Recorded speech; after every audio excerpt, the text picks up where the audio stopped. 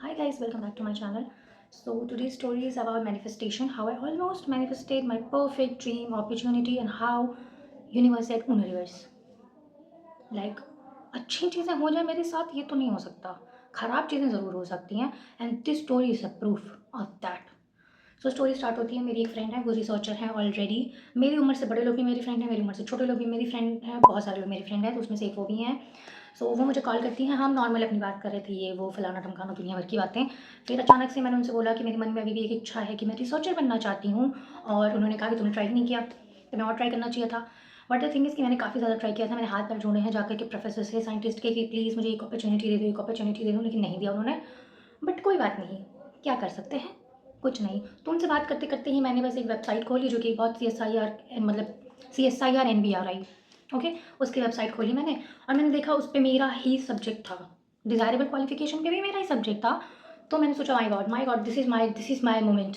इसी का इंतज़ार था मुझे इतने दिनों से। बट गेस व्हाट, डेट जा चुकी थी उसकी। सो उसकी डेट जा चुकी है अब, और मैं बहुत दुखी हो चुकी हूँ इस बात को लेकर, क्योंकि मैंने इतनी बड़ी अपॉर्चुनिटी मिस कर दी, और वो भी ऐसे ही।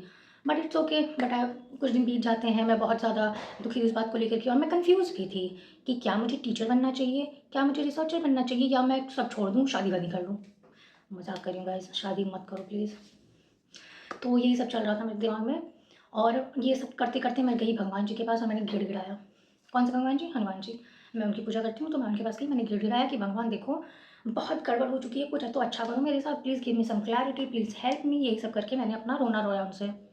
और आपको भरोसा नहीं होगा, मैंने शाम को रोना रोया, और अगले ही दिन सुबह सुबह मैंने वो वेबसाइट अगेन खोल करके देखी कि क्या पता कुछ चमत्कार हो जाए। चमत्कार हो गया।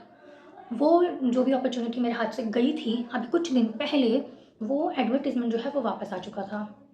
उनको कोई कैंडिडेट नहीं मिला, कोई भी कैंडिडेट उनकी रिक्वायरमेंट में नहीं फिक्स हुआ। I am like, oh my God, oh my God, ये तो भगवान का इशारा है। आपको बिलीव नहीं होगा कि मैंने क्या देखा, जो अपॉर्चुनिटी अभी से पहले जा चुकी थी वो अपॉर्चुनिटी वापस आ गई है। उनको कोई मिला ही नहीं मिला, कोई कैंडिडेट नहीं मिला उन्हें जो उनकी रिक्वायरमेंट में फिट हो रहा हो। तो आई एम लाइक कि यही मेरा मौका है, इसी का मैं इंतज़ार कर रही थी। और इतना डिलीवरी मैं सिर्फ इस बात पे नहीं होती। आपको पता है कि इंटरव्यू की डेट क्या थी? 11। मंथ कौन सा था? 11। टाइम क्या था? 11। डे क्या था? It was Tuesday. अब आप मुझे बताओ, क्या मैं डेलुलू थी? मे बी मैं डेलुलू थी, लेकिन क्या सारी गलती मेरी ही थी? बिल्कुल नहीं। किसी अंधे बंदे को भी लगता कि ये भगवान का ही इशारा है, बात खत्म, मुझे और कुछ नहीं पता, बात खत्म।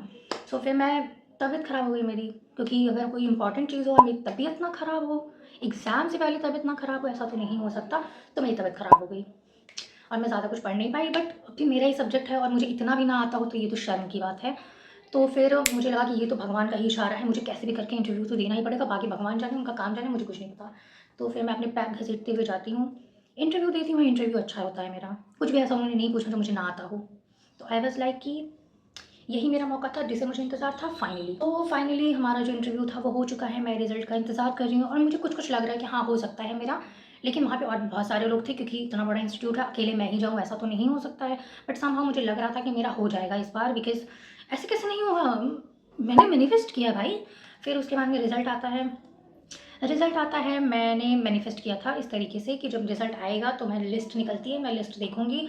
उसमें चीज़ें कुछ इस तरीके से होती हैं, आपका नाम होता है, आपका डेट ऑफ बर्थ होता है, और आपका जो है स्टाइपेंड, जो कि स्टाइपेंड मिलता है वो लिखा होता है। आई वाज़ लाइक कि मेरा नाम होगा लिस्ट में, मेरा नाम होगा लिस्ट में, मेरा नाम होगा लिस्ट में। यही मैं मैनिफेस्ट किए जा रही हूँ, मैनिफेस्ट किए जा रही हूँ, मैनिफेस्ट किए जा रही हूँ। और लिस्ट निकलती है, और लिस्ट में मेरा नाम है, और मैं देखती हूँ, माय गॉड, क्या क्रेज़ी मैनिफेस्टेशन किया है मैंने। उसके बाद में क्या होता है, आप, और उसके बाद में मैंने किसी को नहीं बताया, ठीक है? मैंने ज़्यादा किसी को बताया नहीं, क्योंकि अच्छी चीज़ें मेरे साथ होती नहीं तो मैं ज़्यादा शेयर भी नहीं करती हूँ। तो मैंने ज़्यादा किसी को नहीं बताया, अपनी मम्मी को, अपनी फ्रेंड को और अपने भाई को, सिर्फ 3 लोगों को बताया। फिर मेरा माइंड बी लाइक, ब्रो, इतनी अच्छी चीज़ें तुम्हारे साथ तो नहीं हो सकती हैं, कुछ तो गड़बड़ है, गो एंड चेक अगेन। मैं जाती हूँ, मैं वेबसाइट खोलती हूँ, और मैं वापस से चेक करती हूँ, उसमें हिंदी में, शुद्ध कलिष्ठ हिंदी में, लाइक हिंदी में कौन लिखता है? मैं मानती हूँ कि हिंदी में लिखा जाता है, हमारी मातृभाषा है या फिर ऑफिशियल लैंग्वेज है, और जो भी है, बट सब कुछ इंग्लिश में था, वो एक लाइन छोड़ के, निम्नलिखित अभ्यर्थी को प्रतीक्षारत सूची में शामिल किया जाता। व्हाट द हेक इज प्रतीक्षारत? व्हाट द हेक इज प्रतीक्षारत? It's wait list. मुझे ऐसा फील हुआ ना कि जैसे असुर थे, जब वो बोलते थे कि मुझे कोई दिन में भी ना मारे, मुझे कोई रात में नहीं मार, दिन में भी ना मारे, रात में भी ना मारे, तो भगवान क्या करते थे? गधी में मार देते थे। एग्जैक्टली मेरा लिस्ट में नाम था लेकिन वेट लिस्ट में नाम था। और ऐसा मेरे साथ पहली बार नहीं हुआ है जब यूनिवर्स ने लूप होल ढूंढा है मेरी मैनिफेस्टेशन में, क्योंकि मुझे नहीं पता था कि कोई वेट लिस्ट निकलती है। इससे पहले कभी मैंने कोई वेट लिस्ट नहीं देखी, सिर्फ फाइनल लिस्ट निकलती है, तो मुझे वही पता था। मैंने पूरा पूरा सही सही मैनिफेस्ट किया था, ऑलमोस्ट मेरा मैनिफेस्टेशन सही भी हो गया था। ये क्या हुआ है मेरे साथ, कोई मुझे बताओ। और अभी तो वो अपॉर्चुनिटी मेरे हाथ से जा चुकी है, कुछ नहीं हो सकता अब तो।